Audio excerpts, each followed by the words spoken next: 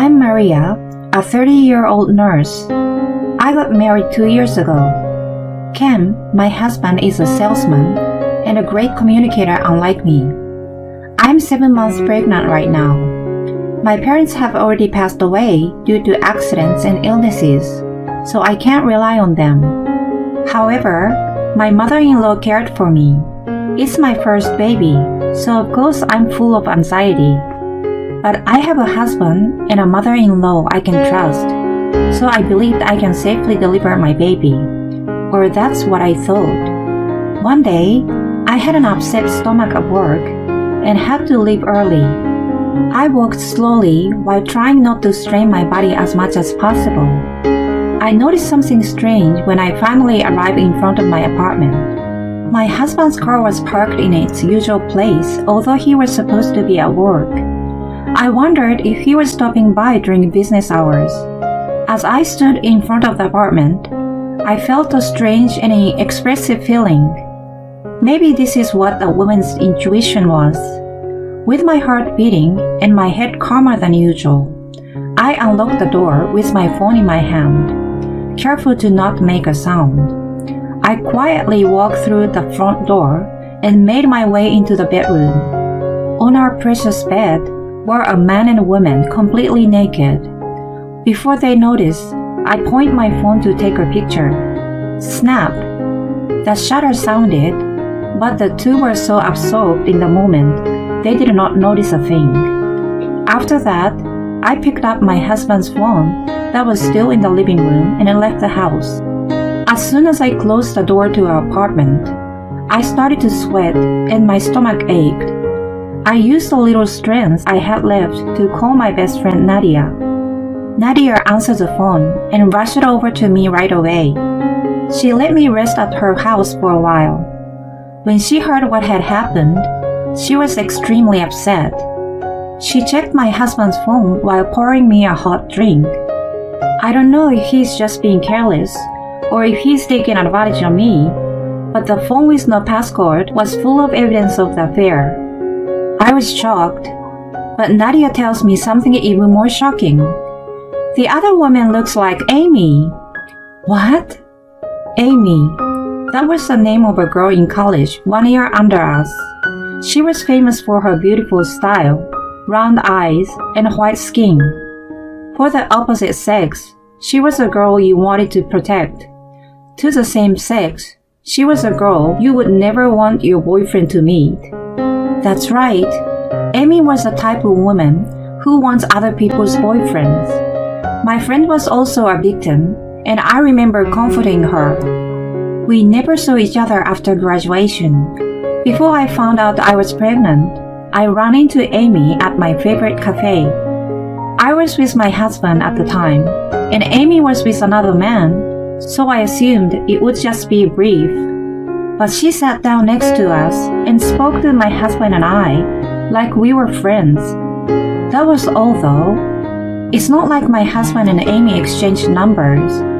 It would be understandable if she was taking boyfriends, but I didn't think she would go for a married man. When? How? And why? Many questions and despair swirled in my head. Nadia gathered up all the evidence of my husband's affair while I had those thoughts. It may be because of the unexpected surprise that my stomach was still hurting. So I asked Nadia to accompany me to see my doctor. As I thought, the situation was not good and I had to be hospitalized. Nadia offered to prepare me for the hospitalization. But she has a family too, so I couldn't rely on her any longer. I have my husband's phone, so I decided to contact my mother-in-law. My mother-in-law was extremely surprised to hear that I was suddenly hospitalized and rushed where I was. Because of the suddenness of the hospitalization, she helped me get ready as soon as possible. That was supposed to be the only reason I called my mother-in-law. But I was so happy and relieved to see how kind my mother-in-law was, and I ended up telling her about what had happened today. I immediately felt sorry for my mother-in-law as her face froze in surprise at her son's affair. That was when her warm hands gently wrapped my cold hand. You only think about protecting your baby from now. I will take care of the rest." I can't help but cry at her words. I am so glad I trusted my mother-in-law. In my weakened state, I sincerely believed that if I could go back to that time, I would hold myself back. I didn't know it at the time that she was my enemy. My stay in the hospital lasted a long time. During that time, my husband never came to visit me. My son is at home, feeling sorry for himself. He doesn't know what he should say to you. My mother-in-law was always apologetic when she reported this to me. Although I was anxious about not seeing my husband's face, I felt somewhat relieved. To say the truth, I didn't want to see him right now. I didn't want to accept any excuses or apologies for the affair. All I wanted was to pray for the safety of my baby. The baby made it until 36 weeks, and he was born. It was a healthy baby boy. I named him Kevin. My mother-in-law was holding newborn Kevin with tears in her eyes. As I lay my aching body on the bed, I'm filled with a warm feeling. Now that I'm so happy, I might be able to meet my husband. But what broke my peaceful heart was my mother-in-law's unexpected words.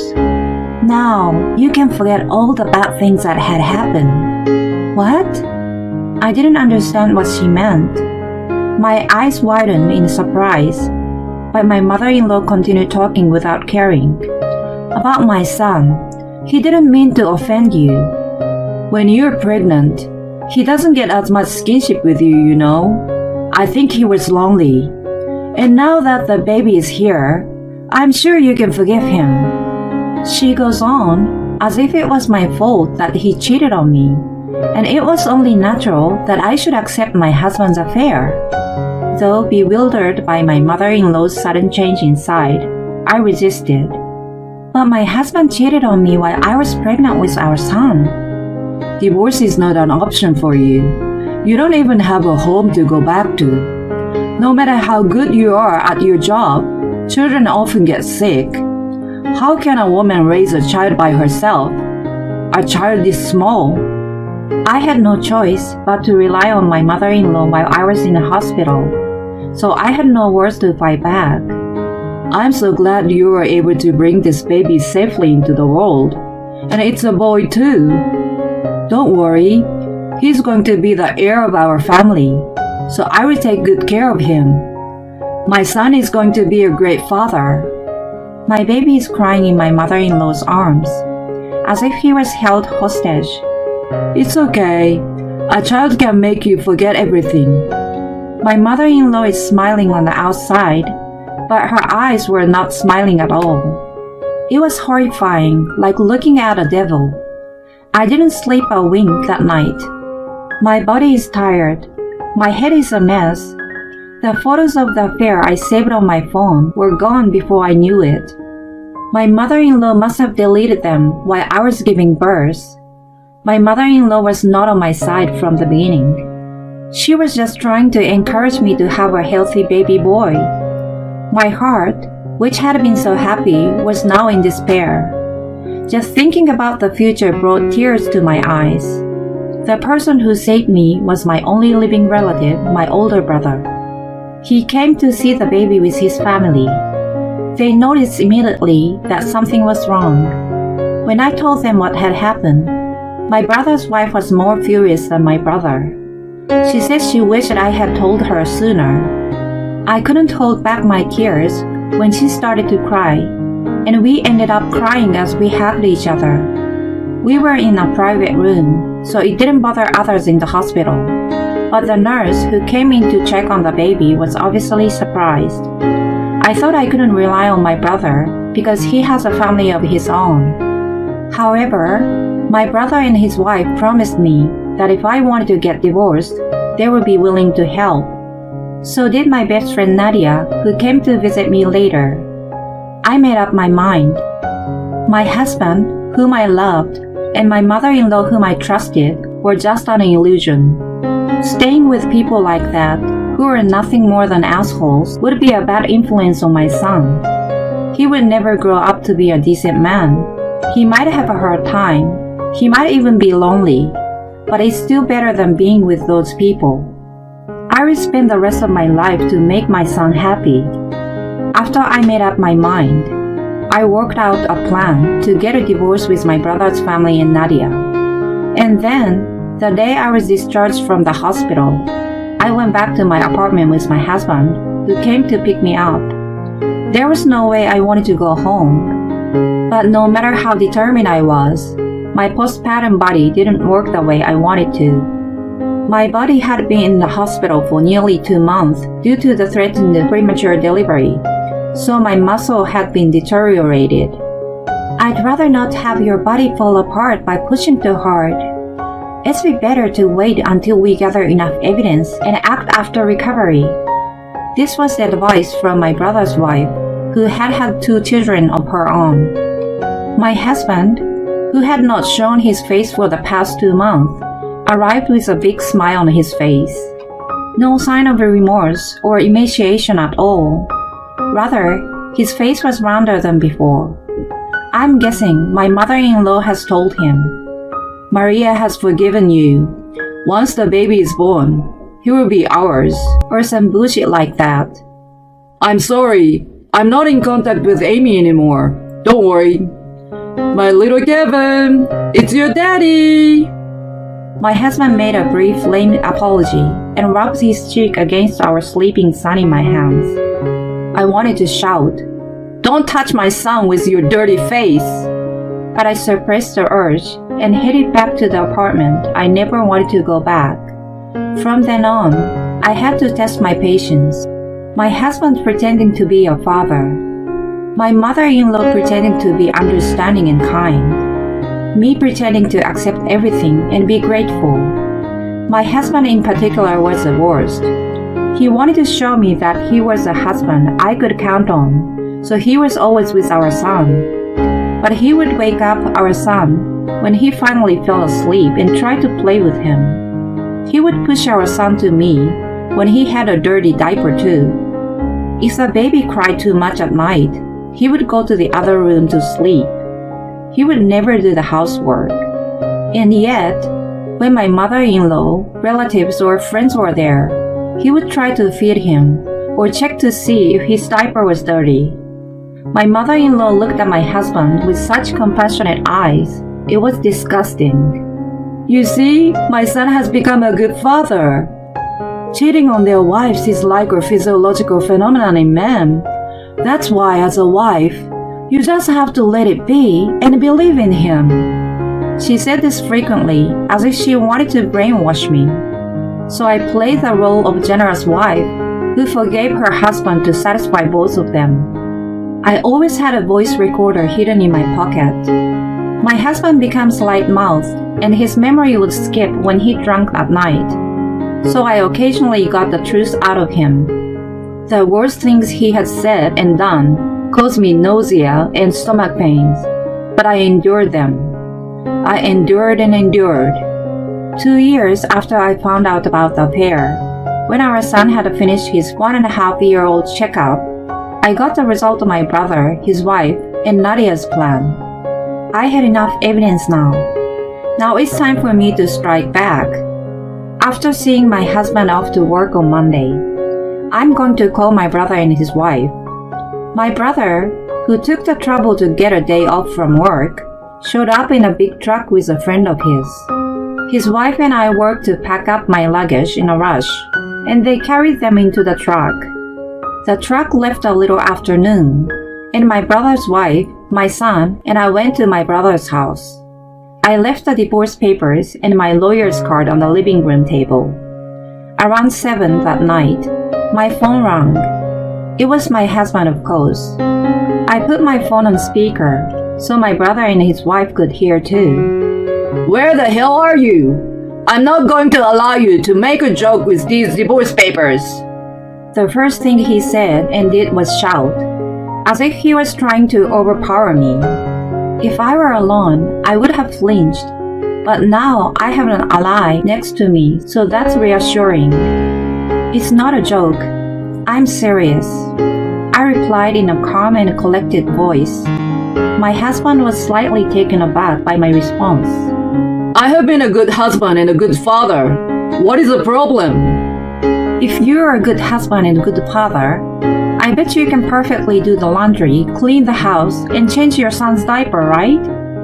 He choked up at my argument, but he still won't stop his pathetic talking. You have no home to go back to and no money. I've got a better chance of getting custody because my parents are alive and well than yours. Maybe you're right. There you go. You're starting to get worried.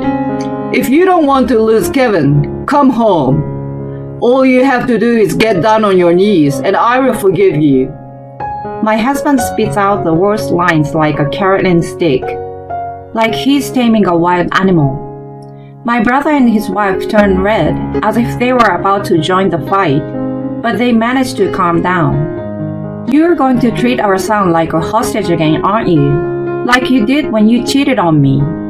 I can't believe you're still holding that against me. You just didn't have the strength to break up with me right after I cheated on you. It's your fault. I knew it. You're so confident because you think the statute of limitation has expired. What are you laughing at? Have you gone crazy because you're so worried? If you come back now, there won't be much of a punishment. Hey, you don't know? Huh? I dropped a bomb on my ignorant husband. If it's been less than 3 years since one found out, you can sue cheating. After the bomb voice, the silence continues as if time has stopped. I don't know if it's taking him a while to figure out what it means, or understand what it means, and it is out of words. Either way, I don't owe my husband any sympathy. Bye. I will talk to the lousy daddy through my lawyer, and give my best wishes to your devil mother. Goodbye. As if rejecting the voice that shamelessly screams my name, I hung up the phone. I looked up to my brother and his wife, with their hands raised to congratulate me on a job well done. I gave them a high five with both hands. The battle would last until the divorce was final. It took a year and a half to get all the evidence I needed. Photos of the affair and screenshots of messages that were erased by my mother-in-law were all in the backup file that Nadia created just in case, so it was no problem. Furthermore, I recorded everything my mother-in-law said about cheating being a physiological phenomenon or whatever. The diary I kept every day and the videos I secretly took showed my husband faking a good father. I found out from my drunken husband how long he had been cheating on me and what they had done. I don't think it's cute for a woman to get upset over something as trivial as a cheating husband. You've abandoned everything as a woman after you got pregnant with a child. The voice recorder also caught awful moments like these.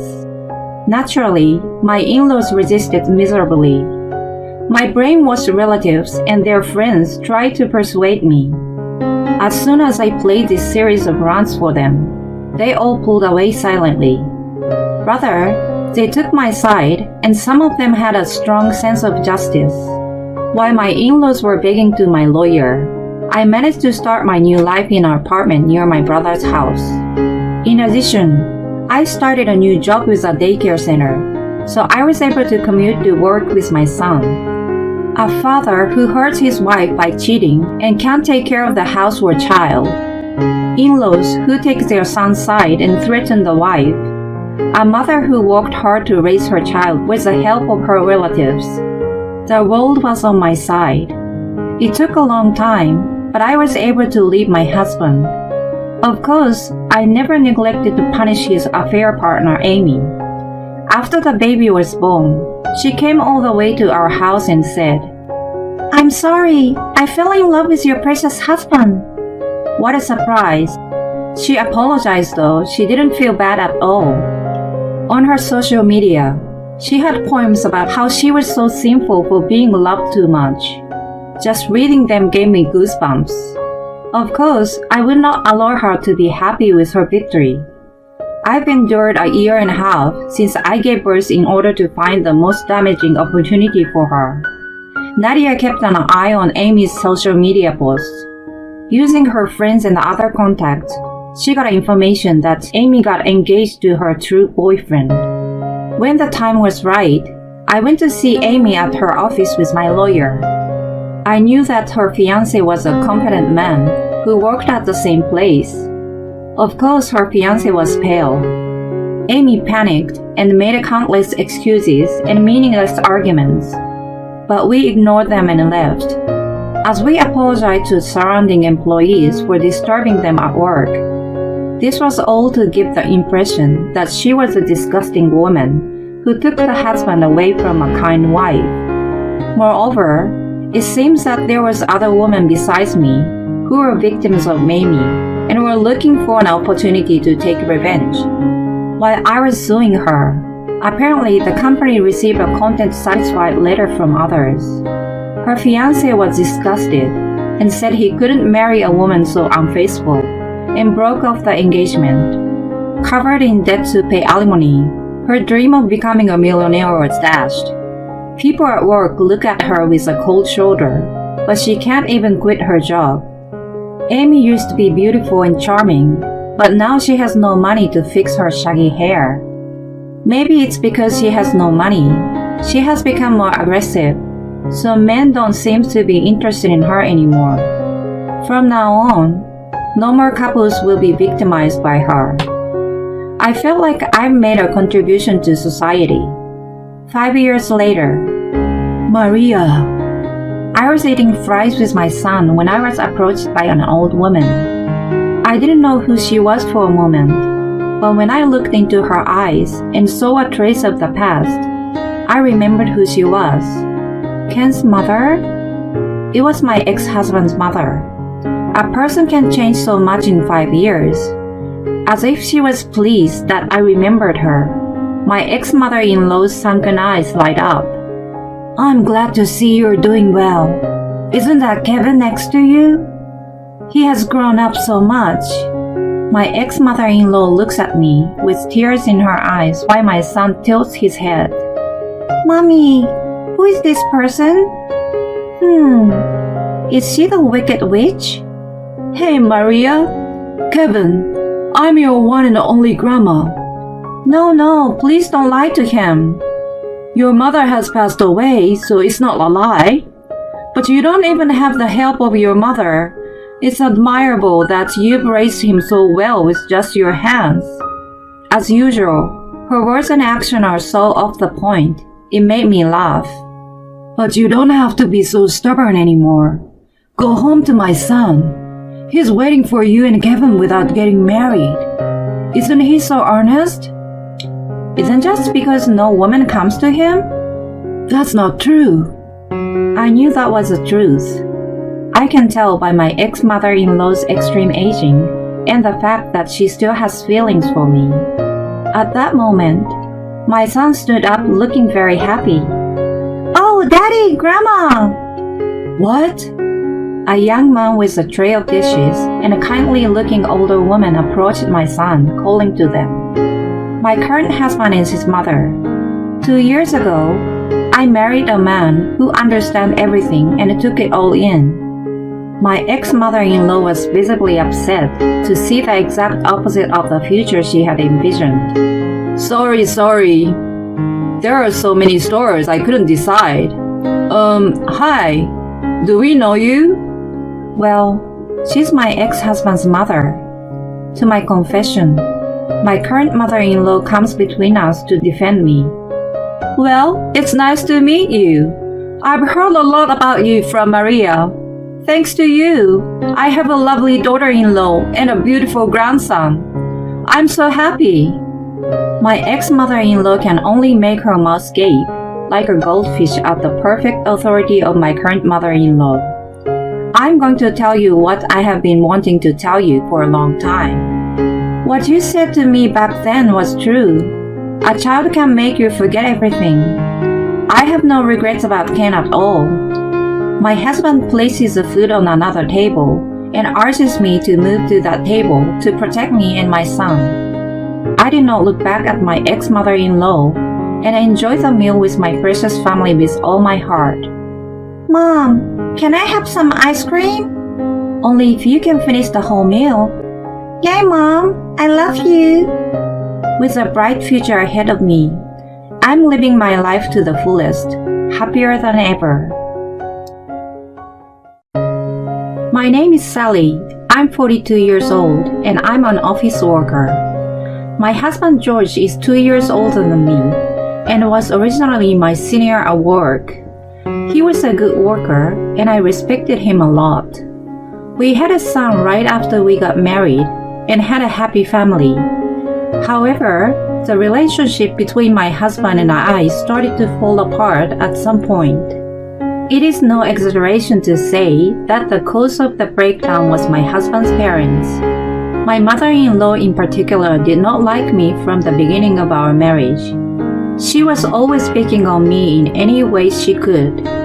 However, my husband defended me in the beginning, and he used to be my senior at the same place of work. We used to live in a rural area far from my parents-in-law's house, so we managed to get by without seeing them most of the time. But when our son was about to enter high school, my husband got transferred, and that location was also where my in-laws lived. In addition, my husband's new workplace and my son's high school were close to my in-laws' house, so inevitably, we ended up living close to them. I resigned from the company when my husband got transferred, looked for a new job in the area where we were going to live, and changed the jobs. It was easier at this company than my previous one. Work finished in the evening and there was a little overtime. I can afford to make elaborate dinners and box lunches for my son and husband, but my mother-in-law often arrives at the same time as me, so every time this happens, it feels very difficult and stressful because she's a bit of a bully. Then, my parents-in-law planned a trip to a hot spring and invited me to join them. They said that they want to take me and my son on the trip. What do you think about this? When I asked my son this, he replied, I can't go because I have camp with my club on the Saturday and Sunday after next. My son plays baseball, which he has wanted to continue since junior high, and the high school he entered had a strong baseball team. So they have a training camp every year from early in the year. I see. I guess it can be helped then. What? Don't tell me you're going, Mom. Yes, because I like hot springs. Are you okay with that? My son knows I'm being treated badly by my in-laws, and that even my husband has been treating me roughly lately. That's why he's worried I might get hurt in some way. Well, I will be fine, right? If something happens to me, then that's it. My son said, All right, and seemed satisfied for the time being. And before I knew it, it was the day before the spa trip. Tomorrow, go rent a car and pick up Dad and Mom, and then come back. My husband said this to me while watching TV. What? I'm going to rent a car, and what are you going to do? I'm tired from work today, so I will sleep until the last minutes tomorrow. Why don't you pick them up and come back, and then I will join you. We're going to the same destination anyway. My husband is always doing this these days. He puts me in charge of everything. I've been working all day and into the evening. I'm doing the housework on top of that. I'm also the one who prepared his lunch and the dinner he just ate. If anything, I think I'm more tired than he is. I've been picking up my father-in-law. He's just lazing around, making it sound as if he's the only one who is tired from working. When we were first married, he did about half the housework. When my son was younger, George took the lead in doing the housework and was really helpful. As our son got older, my husband's just responsibility increased and he had less time for housework. But he still helped me clean the house on his days off. Sometimes he cooked for us. But after my in-laws started coming in and out of our house more often, my husband stopped doing housework completely. That is because my mother-in-law interferes. When my husband was doing the housework, she would say, "Why is George doing the housework? It's the wife's job." And she would stop him. "The breadwinner of the family should only do his job." Since she said this to him every time, he gradually got brainwashed and stopped doing the housework. And then he said, "That's right. There's no need for me to do the housework. Why did you let me do it all this time?" Going as far as to blame me. And when it got to that point, it was beyond my control. And I don't think I can make it right now. My husband has changed drastically in the past few years. The reason he got transferred in the first place was because his job wasn't going so well. So he takes it out on me on a daily basis these days. But when I try to argue with him, he always tries to reason with me and never backs down. I've become so annoyed with him that I've decided to just let him be. It's the most stress-free way to live. I thought about divorce, but my son went to a private high school and the tuition was too expensive. And when I thought about putting him through college, I felt that being a single parent was too much of a challenge, so I couldn't go through with the divorce. I've come to think of my parents as an old man who is a bit of a pain in the butt, but I can bear with it as long as he gave some money.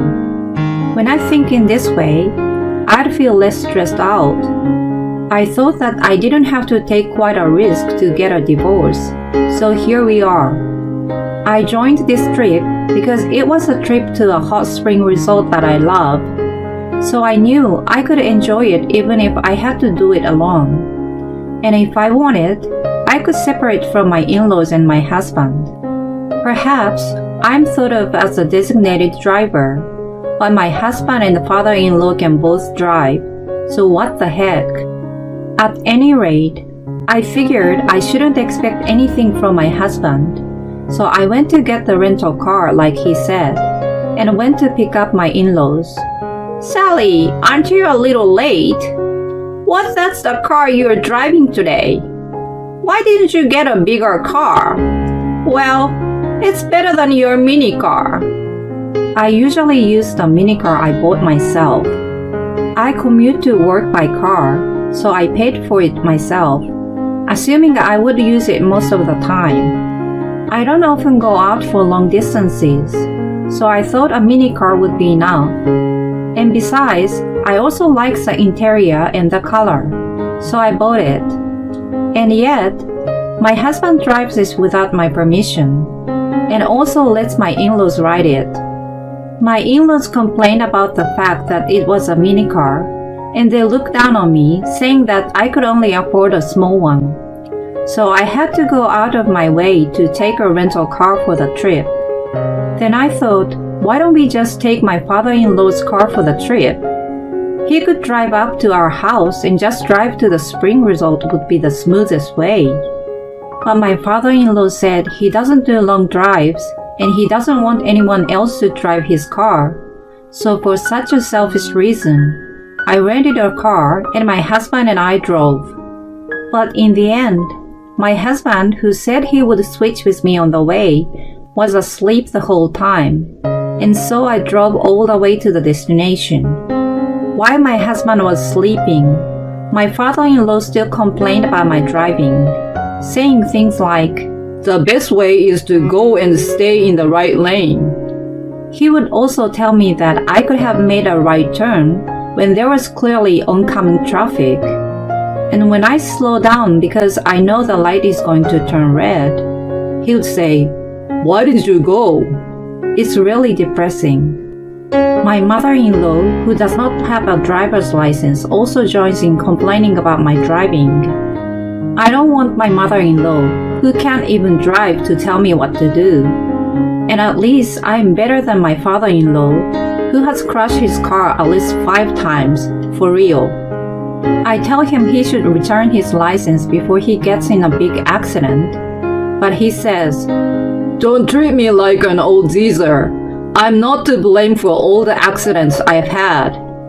He's still driving. Well, I didn't want to get in a car driven by my father-in-law, so I don't mind if I drive, but it's really distracting for me to have him interrupt me every single time. I mean, he leans over from the back seat and says this and that, so his spit flies into my hair and it's really disgusting. When we reach our destination, my husband finally wakes up. Oh, that was surprisingly quick. I was really annoyed at my husband saying such a thing in a casual manner. I was tired from being in the car all day, so I wanted to stay at an inn for the rest of the day and didn't go out with my parents-in-law. I went to the hot spring to wash my dirty hair and took a walk around the hotel by myself. And with that, I was able to make the most of my time. We all had dinner together and went back to the room. By the way, I was alone in the single room this trip, so my husband shared a room with his parents. There are a lot of things to be irritated about, but to tell the truth, I feel more comfortable this way. I still took my time in the hot spring and went back to the room. I had a beer and snacks from the store, watched TV, and had a relaxing time. I wonder if my son is having a nice meal with his baseball teammates at the cafeteria. Or is he talking or playing games in the shared room? I would probably get some messages or phone calls from my mother-in-law around this time, so I decided not to do anything. We would talk about how the trip went when we get home. Before I knew it, it was already midnight, so I got under the covers and went to bed. The next morning, I woke up with a very fresh air around me. Oh, how I wish I could have mornings like this all the time. It's still 2 hours until the breakfast time that my in-laws told me. It's only 6:30. It's become so ingrained in my body that I have to get up in time to make lunch. That's right. Since I'm here, I might as well take a hot bath. I went to the hot spring again and soaked in the water slowly. The weather was beautiful, so the open air bath was very pleasant. I went back to my room and called my son to let him know I was coming home this evening. As I recall, he said he would be back tonight, so depending on how the trip goes, I thought I might have to ask him to wait at home alone. I sent a message, packed my bags, put on my makeup, and since it was almost 8:30 a.m., I decided to go have breakfast. I was supposed to have breakfast with my in-laws, so I went to the room where the three of them were staying. But no matter how many times I knocked, there was no response. Maybe they had already gone ahead of me. I had no choice but to go to the breakfast room, but there was no sign of my in-laws. The breakfast room was not that big. If I went around to all the tables, I should be able to find them soon. I sent a message to my husband, but he didn't reply. I thought it was impossible, so when I went to the front desk to check, they told me that my husband and in-laws had already finished their breakfast and left. They told me breakfast was at 8:30, but in fact, the breakfast room was open an hour earlier than that. My in-laws and husband intentionally lied about the time, went to the trouble of telling me to start eating at 8:30 a.m., and that I was not supposed to come to the breakfast room early. Even more so, I was supposed to do the checkout. My mother-in-law told me, "We'll pay for your stay." Her words were a lie. I would have to pay for 2 rooms. Of course, I would not have a car.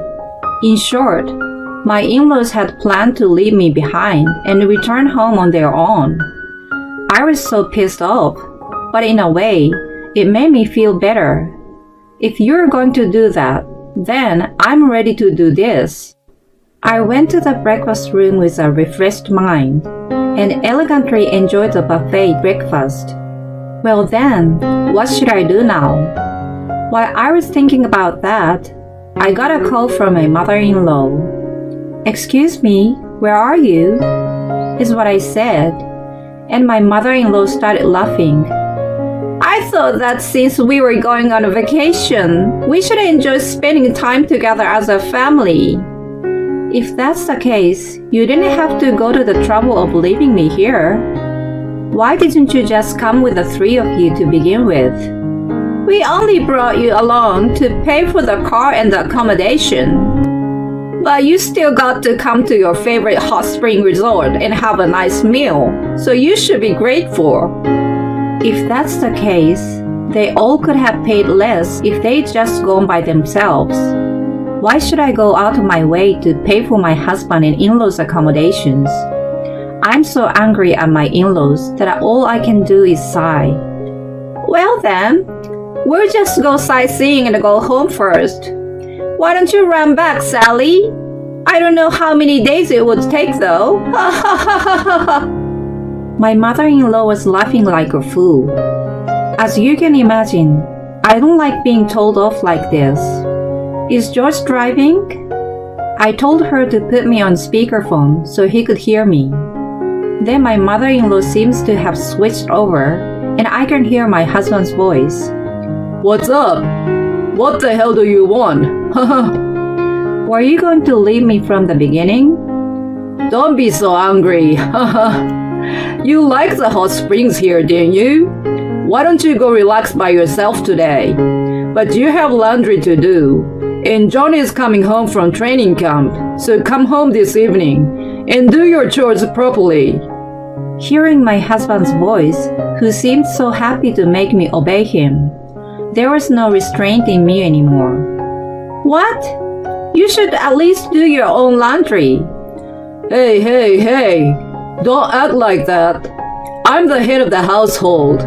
Even more so, I'm the one who is telling you to take it easy. Where normally, you should be the one crying and saying thank you, right?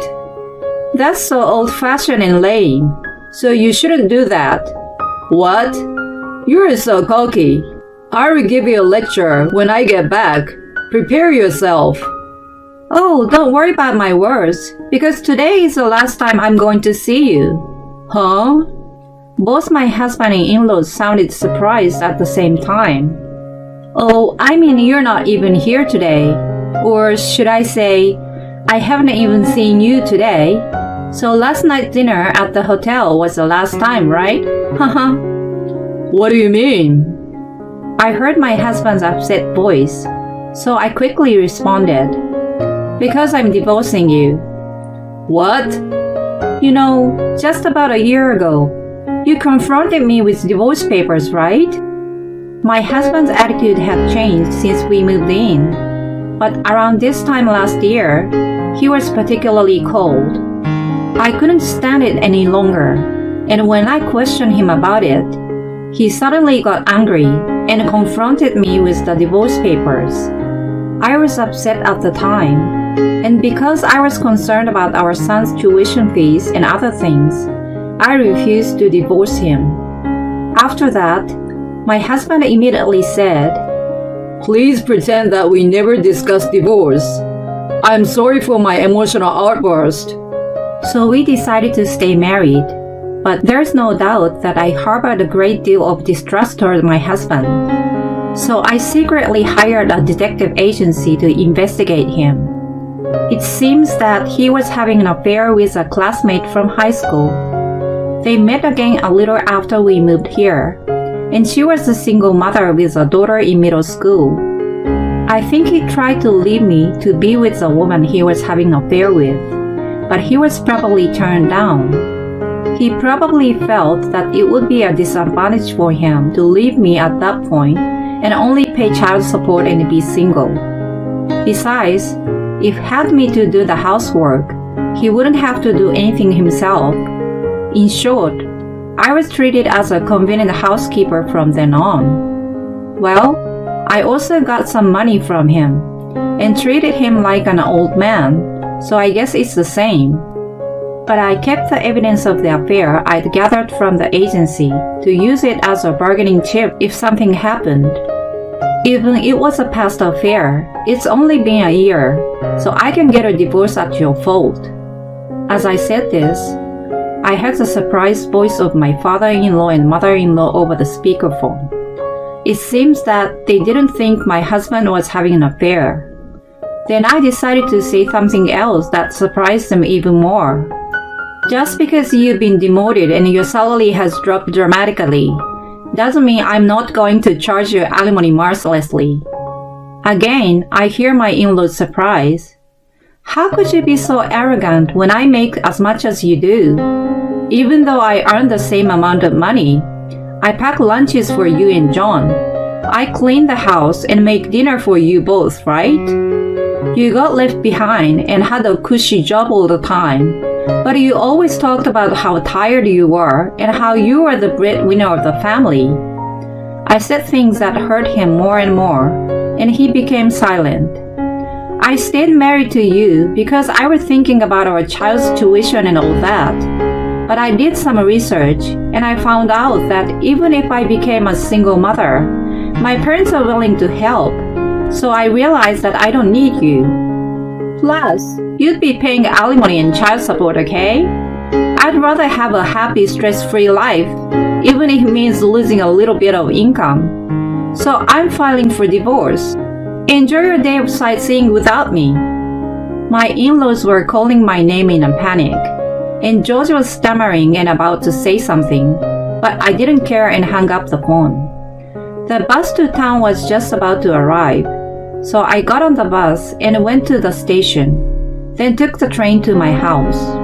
I was so relieved to be able to say all the things I wanted to say to my husband. So I had some lunch and a beer. I was able to catch the bus and the train at the right time, so I was home before evening. I was glad that my husband had confronted me with a complete one at that time. And while I was packing my things, my son came home. Oh, aren't you home early? I mean, just you?